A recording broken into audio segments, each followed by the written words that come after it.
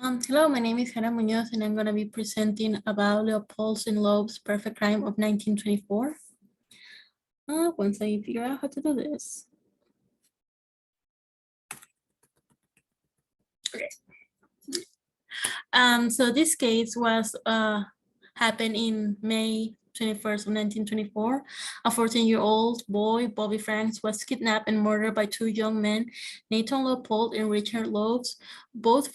Both were from wealthy and socially established Jewish families.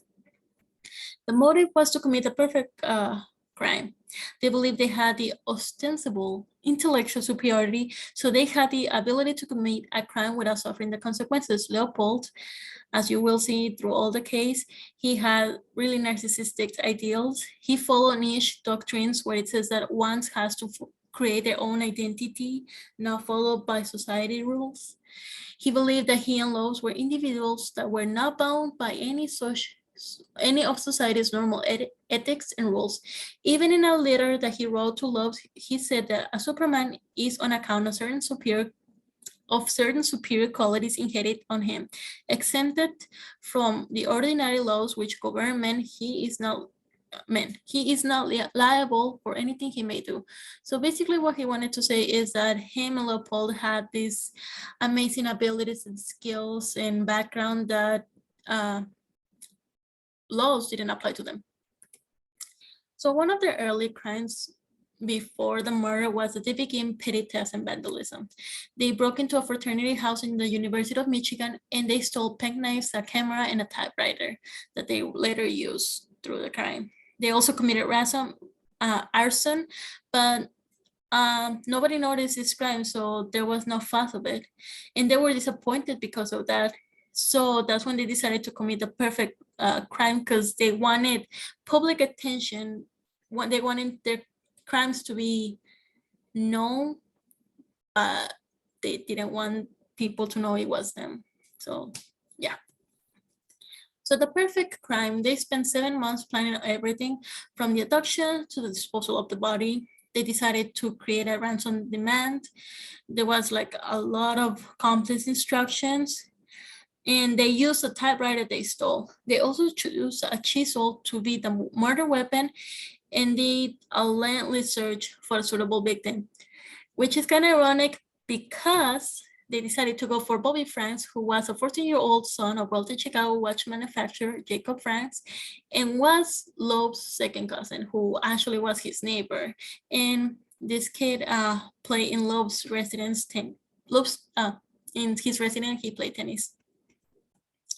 So in the adoption, they rented a car, and then when they got near Bobby, they told him, hey, like, do you want to ride? But Bobby declined at the beginning because his house was 2 blocks away, so it was weird. But Lowe convinced him to talk about tennis because, as mentioned before, he played tennis in Loeb's residence. And according to investigations, Leopold was on the front seat as a driver, and Loeb was in the back seats. So once Bobby was inside in the front passenger seat, Loeb struck him several times in the head with a chisel and dragged his body in the back, yacked him, and killed him. So once he had the body, he wasn't moving, and nobody noticed. That's when they decided to drive like 25 miles away from where they were and wait until nightfall to dispose of everything, including his clothes. And to obscure the body's identity, they poured hydrochloric acid on his face in general to disguise the fact that he was circumcised. So once they went back, everybody already knew that Bobby was missing. So Leopold decided to call Bobby's mom.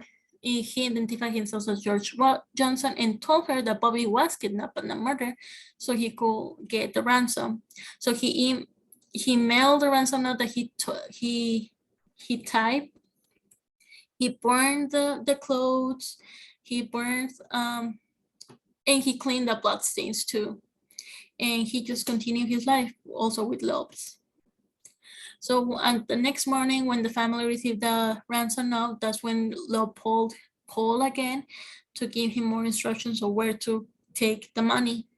But these instructions were way too complex that one of the family members even forgot where to go after they decided to go and get the other instructions. However, Bobby's body was discovered, and that's when everything just was ignored because there was no ransom or anything. So to this, Leopold and Loeb destroyed the typewriter and burned the car rope they used to move the body. And they continued to live their normal lives, but at least Loeb did. However, Leopold, as mentioned before, he was way more narcissistic than Loeb, so he got himself into the investigation, and he even told one of the detectives that if I were to murder anybody, I will kill Bobby Franks. I cannot say that aloud. However, while searching, the police found some evidence, which were the eyeglasses. They were common, however, the frame were fitted with an unusual hinge purchased only by three customers in Chicago, and one of them was Leopold. So once he was brought into interrogation, he said, "Oh, well, probably I dropped my eyeglasses when I went for bird watching." And when they asked, "Where were you on the night of the crime?" he said that him and Loeb went to pick up two women in Chicago using Leopold's car. Then they dropped them off some time later near a golf course without learning their last names. However, their alibi didn't work out because the chauffeur was like, "Well, I was repairing Leopold's car," and this was confirmed by his wife, the chauffeur's wife. Also, the destroyed typewriter was recovered from Jackson Park Lagoon. So eventually they confessed. Actually, not eventually, they confessed right away. So, yes, I decided to go for this crime that was already solved. And I wanted to talk about how Locard's exchange principle mentioned in the book, how everything was connected to them, which one was the car, the glasses that were discovered as the evidence, the typewriting, everything connected to them. That's why. If this crime wouldn't have been solved, I think fiber analysis from the car could have been used. For example, as the body was dropped in the floor of the car, they could have found fibers from the car. And also, if they found the rented car, they could have find hairs of Bobby, because he was struck in the head multiple times, so some hairs could have fallen into that car, and not all would have been like washed away. Likewise, they could have found fibers of Leopold and Loeb's in the body of Bobby, or they could have found them in the car too. Oh, yeah, hair analysis. So I found that the luminol was discovered until 1937. So if this crime would have been solved right away, maybe as a cold case in the future, they could have used luminol to find the blood patterns into the renting car that was suspected had been used in the crime. But that's like a lengthy, I don't know if that would have been possible. And also, in one of our chapters, we learned that Alexander Gettler was one of the first forensic entomologists per se, because he worked in the first medical examiner office, and he has his first toxicology lab. So they could have find out about the acid that was poured into Bobby with some chemical test. And back then, I doubt that chemical could have been sold to anybody. So they could have done the same they did with the glasses search, who would have been able to obtain this acid and connected it to them. I believe this could have been the perfect crime because as they were they clean everything that they use, including the car.